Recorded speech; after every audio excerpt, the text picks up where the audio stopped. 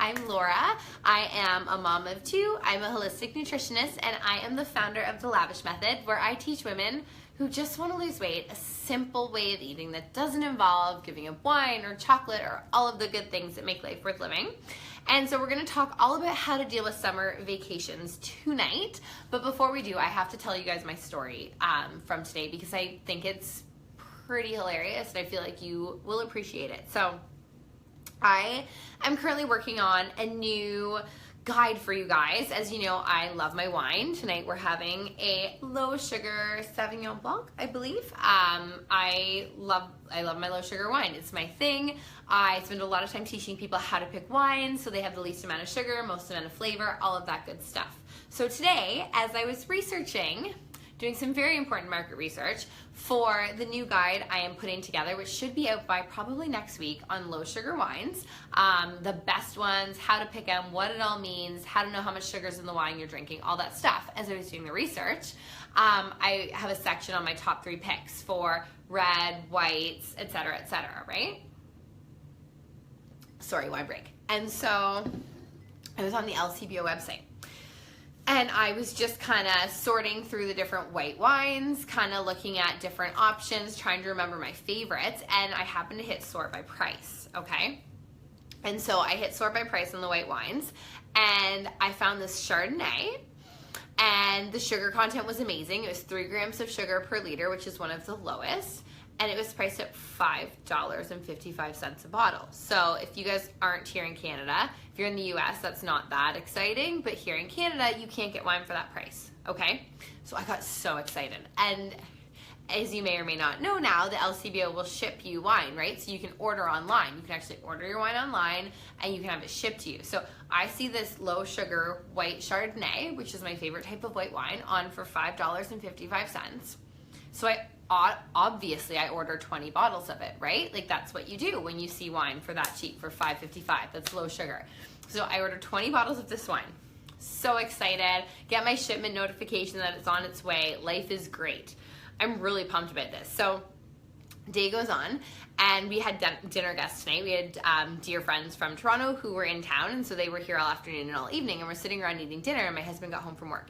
And I told him about, he likes wine too, so I told him about this wine. I said, oh my God, you would not believe this. I found this low sugar Chardonnay, $5 a bottle, like what? I ordered 20, and he was like, that's great. I can't see that being any good. And so one of our friends who is here, he said, are you sure that's a full-size bottle? And of course I said, of course it is. I laughed, and my husband says, just bring it up on the computer. I said, okay.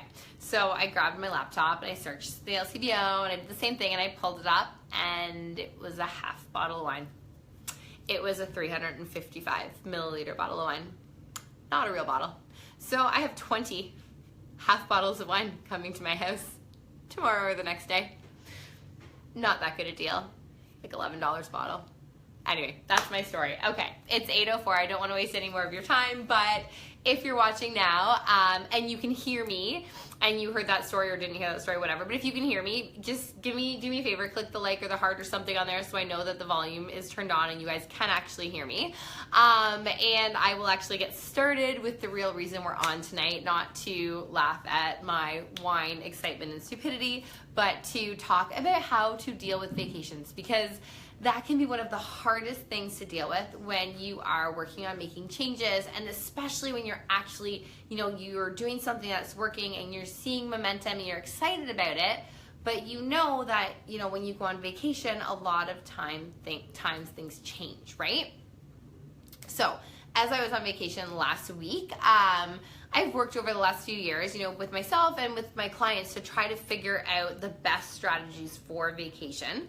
And these are the ones that I find work, 9/10 of the time. So let's do this. Number 1, first strategy when you're going on vacation, realize that you're going on vacation. So that means that if you set yourself up to go on vacation with the expectation that you are going to maintain the way you've been eating exactly the same, then you are setting yourself up for failure, because vacation means vacation. It means a break, it means a rest. It means that you get to indulge in the things that you really want to indulge in and the things that are exciting for you. So if you say I'm going on vacation, but that doesn't mean the way I eat needs to change, and I'm going to do exactly the same things that I do here now, then what's going to happen is you're going to make it through a day or two, and your old friend willpower is going to have to struggle to try to avoid the things that you love and the things that you want and the things that everybody else is indulging in. And eventually it's going to be too much and you're going to give into it because it's vacation, and the whole point of it is to do things you don't normally do. So set realistic expectations, because when you set realistic expectations, you can actually set yourself up for success instead of setting yourself up to fail. Because what's going to happen if you set yourself up to fail, if you decide that you're going to go whole hog, stick with the plan the way you've been doing it, continue to see results, be hardcore, and then, you slip up and you eat something you're not supposed to, or you decide to buy a treat and have dessert or whatever, well, then the guilt sets in. And then I just blew my whole entire plan and my diet, so screw this, right? And then you just start making all the worst choices possible, because now you've ruined it all already anyways, right? This is the mindset. You've ruined it all anyways. And so you might as well just screw off for the entire vacation and start again. And that is the worst possible thing that you can do, because then by the time you get home and you actually get back into real life, you're in a depression because vacation is over anyways, and now you've just kind of undone all of that great progress you've been making beforehand, and you feel like garbage. You kind of have to start over again, and it sucks. So instead of doing that, give yourself permission to eat the way you want to eat. So what I like to do with clients and with myself is do a gut check. Before you go on vacation, what is it that is a super exciting, indulgent kind of vacation treat to you? Because that's going to be different for everyone. For example, for me, breakfasts are not exciting. So I would never want to go out and have a big waffle or crepe or pancake breakfast with all the sweet stuff on it. That doesn't excite me. That's not worth it to me, okay? And so it might be to you, and that's totally fine, because then that's one of the things that's worth it to you. But for me, dinners are where it's at. So I love dinners, right? Dinners are my favorite thing in the world. So if I'm going to go on vacation, right? If I'm going to go on vacation, I'm going to want to have fantastic dinners. And so those are the places for me that I am going to want to splurge a little bit on, right? So instead of saying I'm going to just stick to my normal, meat and vegetables and that's going to be my dinners, well, wherever I'm going, I know I'm going to want to have what, is the specialty there, and I'm going to want to have things that I don't normally have, and I know that going into it. So I give myself permission to do that. And by giving myself permission to have whatever the hell I want at dinner, what that does is when I open a menu and I decide to order something I don't normally eat, say noodles or some pasta, or a dish that has rice or something with grains or whatnot, when I do that, I don't have that guilt and I don't have that residual dread creeping up, and then I don't have the regret afterwards, and then the yo-yo into just I ruined it all, so I'm just gonna eat anything I want to and just start again next week, right? So for example, I was in New York last week, and I know for me, my favorite food in the world, and it doesn't align with the way I eat, as you know if you're watching this, I eat very high fat, moderate protein, low carb, but my favorite food in the world is noodles. I love takeout, greasy, ramen, noodles, all those things. That is my favorite thing. And so going to New York, there's some fantastic ramen houses. So I set the expectation before we left that one of the dinners that we were we were gonna go to Momofuku. I don't think I'm pronouncing it right, but that's kind of par for the course with me. We were gonna go there and we were gonna have a big bowl of ramen. So I did that. And it wasn't stressful, and I didn't feel bad about it because the expectation was there that was going to happen while I was on vacation. And so by being real about that, I was able to enjoy the F out of those noodles. Holy shit, were they amazing. If you're in NYC ever, go there. There's a reason that they don't even have a name on the door. It's just that good. So I knew that was going to be the case, right? And so I had that. But I also set myself up to succeed in that I stuck with my regular breakfast, because to me that wasn't part of the excitement of vacation and what I was going to be doing differently. So what I did was I had my normal breakfast every morning. So we would find a place where I could get eggs and bacon, and if I could get some avocado, amazing. You know, I went to Starbucks, I got my classic Americano with steamed heavy cream. And so my breakfasts were fantastic, right? Like they set me up for success from the beginning of the day. I knew my blood sugar was balanced. I knew I was kind of eating the way I normally eat, so I had my energy for the afternoon. And I knew I didn't have to worry about what was going to be going on in the evening. So tip number one, if you are just joining, welcome. We're talking vacations and how important it is to set yourself up for success. And so the first thing that you need to do that we just talked about is to make sure you're real, right? Give yourself a real vacation. Don't go on vacation and expect to eat salad and protein and that is all, and that's actually going to happen, because it's not going to happen, and then you're going to feel like shit about it not happening. So you need to go on vacation. You need to pick your indulgences, right? So if it's going to be like amazing dinners, make that your indulgence. Maybe for some of you, you know, one of the best things that you can do is have that like afternoon treat, you know, going to get like a cupcake or going to get like a really fancy frappuccino, sugar-filled whatever. You know, maybe that's your happy place. And if that's the case, amazing. You know, maybe both of those things are your happy place. Maybe you're gonna have the frappuccino in the afternoon and you're also gonna have the pasta for dinner. Who cares, right? It's vacation, it's a short period of time. Set yourself up for success by giving yourself the mindset that it's okay to have indulgences and that it's all gonna be fine when you get home. So that's the first thing. The second thing is to plan out your limits. So I've had a lot of clients, you know, over the last few years who we work really hard on, you know, fat loss and focusing on, you know, a lot of good quality fat and protein, really reducing carbohydrates, right? Because it works very, very well. And so one of the things that you have to do if you're going to focus on something like that is really stay away from beer and sugary alcohol. So, you know, I had a client who was taking a trip over to Ireland. And so one of her big stresses beforehand when we met was that, you know, she was really going to want to go to the pubs in Ireland and have beer because she loved beer and she hadn't had it in months. But she'd also lost 40 pounds at this point and did not want to derail her progress because we were, you know, doing really, really well in this. So we sat down and we planned it out and we said, okay, let's be realistic. How many pubs, how many old school pubs are you actually going to go to? And we, you know, said, okay, I'm going to be over there for 8 days. I'm probably going to want to go to a pub most days. So say six of those 8 days we're going to go to a pub. Okay, fantastic. So 6 of those 8 days you're going to a pub. How much beer are you going to drink at the pub? And again, it just comes down to setting the expectations realistically instead of, you know, in some fantasy where you forget that you actually love these things and you're in a vacation mindset and you're going to want to indulge, right? So we talked about it. We said, okay, let's have one night of having maybe 3 beers. Like let's have one night where you plan on having beers. You're gonna have 3 different beers, and then every other time you're just gonna have 1. And so we set the expectation of going, you know, to the pub 6 times, right? 5 of those you're having 1.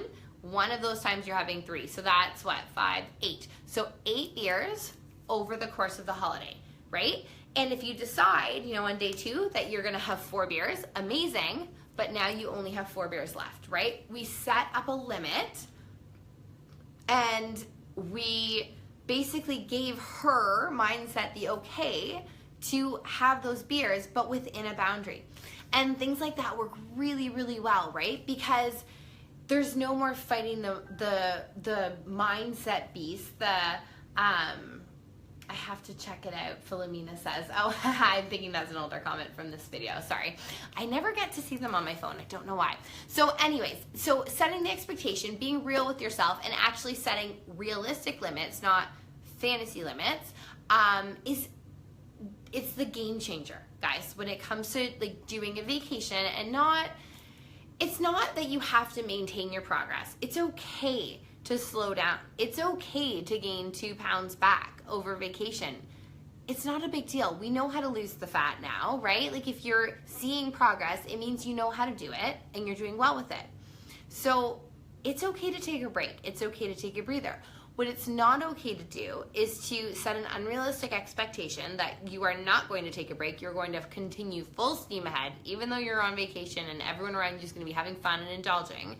And then when you do eventually break down and indulge, because willpower is finite. I talk about it all the time with clients and on here, right? Willpower does not work long term. You cannot maintain willpower for a long period of time. It never works against unbalanced blood sugar. It never works against unbalanced hormones. At the end of the day, you will always lose that battle, and it never wins the vacation battle, ever. So set those realistic expectations for yourself so that when you actually do have the foods that you know don't work for you most of the time, you'll be okay with it, and it's not going to send you into a shame spiral, and it's not going to completely derail everything you've worked for. And when you do this, it makes a huge difference. And I can tell you just from myself, like being away last week, before we left, I just said, I'm going to eat the way I want to eat when I'm there. I don't really care what happens in terms of food. Whatever looks good, I'm going to eat it. And for me, that was a huge game changer because I'm usually fairly strict in terms of grains and carbohydrates. I try to stay away from them. They don't work for my body. I never feel good in them. But I knew there'd be food I wanted. And so by doing that, I actually really stayed pretty close to the way I eat because I knew what would make me feel good and I wanted to feel good on vacation. But B, it wasn't forbidden and it wasn't something I shouldn't have. And so it didn't hold the same appeal to order those things. So there was a few times we sat down at dinner and I saw some pastas on the menu. I'm like, well, that looks kind of good. And then I was like, you know what? It doesn't look that good. I would much rather eat the way I normally eat and feel the way I feel. And so the days that I went right off and had my ramen and, had some sushi, they were great days because I love those foods. And it was so exciting to go to a ramen restaurant and a sushi restaurant and just eat the foods I wanted to eat and not worry about it. And I felt fine the next day because I didn't overdo it. So that to me is absolutely key when you're going on vacation this summer. So whether you're going, somewhere like New York City with a ton of restaurants and, so many food options on every block, or whether you're going camping and you just have to go to Costco and do a big grocery shop, buy what you want to eat on vacation. Remember it's vacation. Give yourself a break. Right? Give yourself a break because you need a break from everything when you go on vacation. And that's pretty much the best advice I can give you. Have fun. Just remember, if you've seen results and you're seeing results, it means you know what's working. It means you can always find your way back there. And you have to remember that any way that you want to eat for the rest of your life has to involve eating for real life. Diets don't work because they have a beginning and they have an end, right? They don't work because of that. What you need to do is you need to figure out how to eat for real life, which includes going, a little off the rails at vacation, which includes going a little off the rails at holidays, or, when you just feel like it, which includes days when you don't feel like cooking and you just have to make do with what's in the house. So you have to learn to make the way you eat work for real life and not just a short-term diet where you can make all these crazy sacrifices because it's only happening for 10 days or 6 weeks or whatever the case may be. So I hope that makes sense. It is 8:20 and so I am going to end it here, I think. First I'm going to take a little wine break. There we go. I'm going to end it here. If you guys, if you want a little bit more support, we're running a free 5-day challenge in my free community right now. It's the Lavish Method free community. So you can search that or you can direct message me and I can add you to that community. But if you want a little more support, you're more than welcome to join our free challenge. We're halfway through, but I can definitely get you caught up and up to speed in the meantime. I also have a free webinar running next Tuesday night, so a little bit less than a week.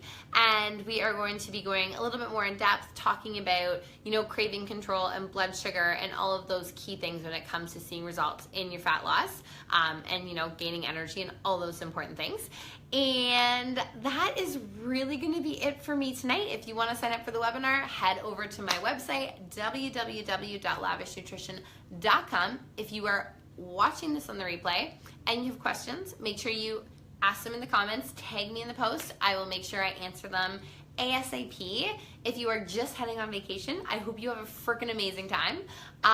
And you will see me here real soon again, probably next week, same time, same place. All right, bye guys.